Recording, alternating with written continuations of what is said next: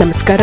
Jeeni news ವೀಕ್ಷಕರಿಗೆ ಸ್ವಾಗತ. ನಗರದ ಪರಪ್ಪನ ಅಗ್ರಹಾರ ಕೇಂದ್ರ ಕಾರಾಗೃಹದ ಮೇಲೆ ಕೇಂದ್ರ ಅಪರಾಧ ವಿಭಾಗದ ಅಧಿಕಾರಿಗಳು ದಾಳಿ ನಡೆಸಿದ್ದು, ದಾಳಿಯ ವೇಳೆ ಚಾಕು, ಕತ್ತರಿ, ಸಿಗರೇಟು ಸೇರಿದಂತೆ ಹಲವು ನಿಷೇಧಿತ ವಸ್ತುಗಳನ್ನು ವಶಕ್ಕೆ ಪಡೆದಿದ್ದಾರೆಂದು ವರದಿಯಾಗಿದೆ.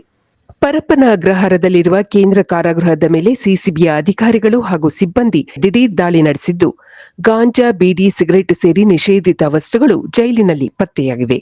ಜೈಲಿನೊಳಗೆ ಅಕ್ರಮ ಚಟುವಟಿಕೆಗಳು ನಡೆಯುತ್ತಿರುವುದು ಈ ಸಿಸಿಬಿ ದಾಳಿಯಿಂದ ಬಹಿರಂಗವಾಗಿದೆ. ವಿವಿಧ ಬ್ಯಾರಕ್ಗಳಲ್ಲಿ ತಂಬಾಕು ಉತ್ಪನ್ನಗಳಾದ ಚೈನೀಸ್, ಸ್ವಾಗತ್ ಕೋಲ್ಡ್, ಗಾಂಜಾ ಸೇದಲು ಕೈದಿಗಳು ಬಳಸುತ್ತಿದ್ದ ಕೊಳವೆಗಳು, ಚಾಕು, ಟ್ರಿಮ್ಮರ್, ಕತ್ತರಿ, ಮೊಬೈಲ್ ಚಾರ್ಜರ್, ಬೆಂಕಿಪೊಟ್ಟಣ, ಲೈಟರ್, ಪ್ಲೇ ಕಾರ್ಡ್ನ ಆಟದ ಬಳಿಕ ಸಂಖ್ಯೆಗಳನ್ನು ಬರೆದುಕೊಳ್ಳಲು ಕೈದಿಗಳು ಉಪಯೋಗಿಸುತ್ತಿದ್ದ ಪುಸ್ತಕ, ಬಿಸಿ ನೀರು ಕಾಯಿಸುವ ಕಾಯಿಲ್, ಆಯುಧಗಳು, ಕಬ್ಬಿಣದ ರಾಡ್ಗಳು ಪತ್ತೆಯಾಗಿವೆ. ಇಬ್ಬರು ಕೈದಿಗಳ ಬಳಿ ಇದ್ದ 16,000 ರೂಪಾಯಿ ನಗದನ್ನು ಕೂಡ ಜಪ್ತಿ ಮಾಡಲಾಗಿದೆ ಎಂದು ಅಧಿಕಾರಿಗಳು ತಿಳಿಸಿದ್ದಾರೆ.